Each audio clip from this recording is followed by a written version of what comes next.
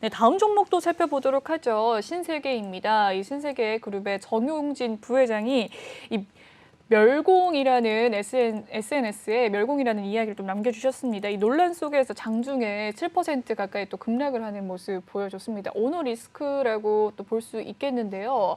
신세계 오늘 좀 살펴보도록 하죠. 7% 가까운 하락세, 25만 원의 시초가에서 23만 원 선까지 빠졌습니다.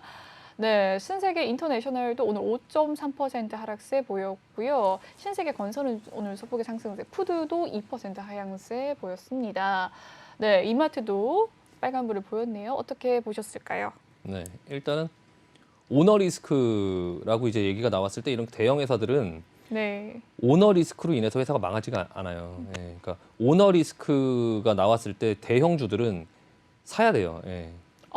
저가에서 노려볼 수 있어요. 그러니까 예전에 대상 같은 경우도 네. 뭐 길거리에 지나가다가 이제 그 어떤 여성분을 성추행 가갖고 그래서 대상 같은 경우도 이제 주가가 많이 떨어지고 막 그랬었는데 결국에는 시간이 지나면 그런 부분들 다 무마가 되거든요. 그리고 이제 뭐 예전에 메일유업이라든지 뭐 이런 회사들도 뭐 그런 어떤 일시적인 물론 이제 남양유업이나 뭐 아니면은 그 미스터 피자 같은 경우는 뭐 그런 걸로 인해서 거군요. 네. 좀 완전 잘못됐지만 네. 이제 그 정도의 굴지의 회사가 아니기 때문에 신세계는 근데 지금 이 신세계 참 재밌는 게 있죠. 그러니까 신세계가 정용진 회장과 신세계는 별로 관련이 없죠. 집안 사람이긴 하지만 정용진 회장은 이마트 쪽이죠. 이마트 쪽. 이 신세계 백화점이나 네. 이 신세계 쪽은 정유경 회장이죠. 정유경 회장. 아, 그렇군요. 그러니까 정용진 회장은 이제 이마트 쪽을 가져갔고 이 정유경 회장이 지금 이제 이 신세계 쪽 물론 이제 같은 집안 식구고 하다 보니까 영향이 없을 수는 없겠지만 그냥 정용진 회장이 한마디 해갖고 괜히 정유경 회장이 두드려 맞았죠. 오늘 오히려 이마트는 또 덜 빠졌어요. 그게 왜 그랬냐면은 아, 그랬군요. 네. 그 정영진 회장도 생각이 없는 사람이 아니겠죠. 그러니까 지금 이제 그 정영준 부회장이 이제 그 맡고 있는 그 이마트 쪽의 사업은 중국 시장이 없어요. 이미 벌써 망했죠. 1997년도에 진출했다가 중국에서 이제 26개 매장을 운영을 했었는데 2013년도부터 계속 적자가 이어지니까 2017년 12월에 완전히 철수했거든요. 그러니까 정용진 회장은 중국에 이제 사업을 하지 않아요. 그러니까 이런 말을 할 수 있는 거죠. 아하, 네. 네, 근데 이제 정유경 회장 쪽은 그 신세계에서 이제 그 중국에서 뷰티 사업을 하고 있죠. 뷰티 사업. 화장품은 이제 뭐 스위스 퍼펙션이라는 브랜드가 호텔 이제 5성급, 6성급 호텔에 이제 들어가 있죠. 네. 호텔 스파에 입점돼 있고 패션 부분은 뭐 보브라든지 스튜디오 톰보이라든지 이런 회사가 중국에서 오프라인 매장을 운영하고 있고 근데 이제 백화점이나 면세점이나 이런 부분도 중국에서 별도로 뭐 사업을 진행하고 있지는 않아요. 그러니까 정유경 회장도. 근데 이제 그 뭐 향후에 또 뭐 중국에 진출할 계획도 지금 없다. 이제 신세계 쪽은 이제 중국에 진출했다가 그 롯데도 그렇고 많이 겼죠. 예, 중국 그 공산당 그러니까 저는 그 정윤진 회장이 중국 공산당이 싫어요라고 얘기하는 게 저는 진짜 100% 이해가 돼요. 공감이 돼요. 사업하는 사람 입장에서 롯데 쇼핑도 들어갔다가 막 뭐 그때 사드 배치한다고 맞습니다. 해갖고 네. 막 불매운동 해갖고 막 회사 막 문 닫게 하고 그랬죠.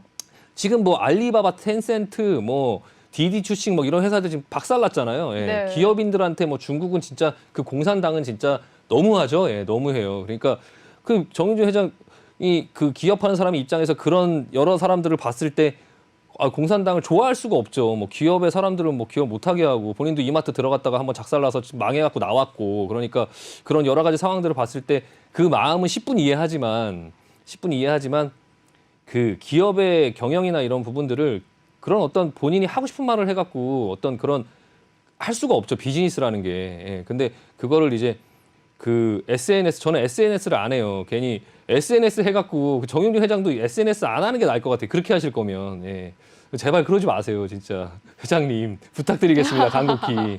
예, 주식 투자하는 여러 개인 투자들이 있고 한데 뭐 본인은 상관없겠지만 일단 이 본인들을 믿고 투자를 하고 있는 이 개인들, 이 투자자들이 있는데 본인들이 어떤 기분으로 인해서 그런 어떤 그런 말씀을 하시는 게 이게 주가에 굉장히 큰 영향을 주고 그걸로 인해서 굉장히 힘들어하는 사람들이 많기 때문에 일단은 조금 기업가로서 회사의 대표로서 조금 점잖은 행동을 하시면 참 좋을 것 같아요. 그러니까 SNS로 이제 뭐 소비자들과 개인들과 소통을 하시고 이제 그런 어떤 친근감을 갖고 막 이렇게 하시는 건 참 좋은데 그런 부분까지지 여기에 뭐 정치적인 성향을 드러내고 우리 기업이 어떤 부분에서 좀 뭐 그런 불이익을 받았다고 해서 그런 부분을 사실 저도 비즈니스를 하는 사업가지만 그런 부분에서 본인의 기분과 상관없이 포커페이스를 해야 되고 직장인들도 상사가 싫어도 거기 상사한테 대놓고 얘기할 수 없잖아요. 저는 상사가 싫습니다. 공산당이 싫어요. 이렇게 뭐 SNS에 올리고 전 쉽지 않죠. 부장님이 싫습니다. 뭐 사장님이 싫습니다. 이러진 못하죠. 않잖아요. 네. 그냥 본인도 입장 바꿔서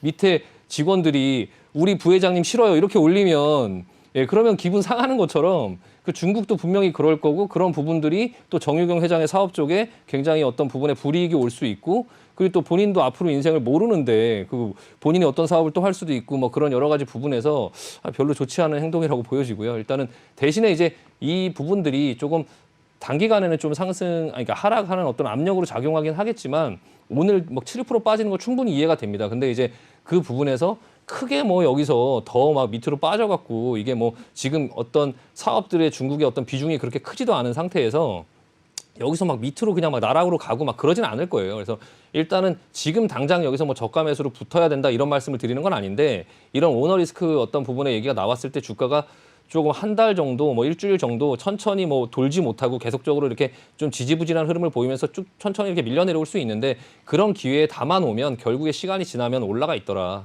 그런 말씀을 드리고 싶은 거고요. 지금 신세계 같은 경우도 추세상으로 봤을 때 지금 앞전에 큰 상승이 나오고 나서 이렇게 자리를 만들어가면서 둥그렇게 이렇게 올리고 있죠. 이렇게 지금 올리고 있었어요. 이렇게 올리고 있었는데 오미크론 때문에 또다시 이렇게 내려오고 저점이 이전 저점을 이탈하지 않고 잡고선 자리 잡고 다시 올라가려고 하는 그런 중요한 자리에서 그 정용진 회장님께서 정용진 부회장님께서 이상한 말씀 하셔갖고 그래서 지금 밑으로 하면서 다이빙을 한번 했거든요. 네. 근데 아마 이 이전 저점을 깨지 않을 거다. 21만 1,000원을 깨지 않을 거고 이 정도 저점에서는 조금 천천히 나눠서 한번 붙어볼 만하지 않나 생각이 들고요. 참고로 이제 저도 이 신세계 주식 많이 갖고 있는데 네, 부회장님 그러지 마세요. 네, 기분 주주로서도 상했습니다. 또 네. 한 이야기 해주셨네요. 네, 신세계에 대한 이야기 남겨주셨습니다. 여기까지 장중 특징주 살펴보도록 하고요. 조금 더 자세한 전략 원하신다면 노란톡방 입장을 하시면 더 자세한 세세한 전략 받아가실 수 있겠습니다. 참여 방법 다시 한번 알려드리도록 할게요. 노란톡 오픈 채팅 검색창에 주식왕 신광섭이라고 검색을 해주시면 되겠습니다. 아래 보이는 QR코드 스캔하셔도 입장 가능하시고요. 들어오실 때 비밀번호 0690643 꼭 입력하신 뒤에 참여해 주시길 바라겠습니다. 그럼 다음 코너 진행을 해보도록 할게요.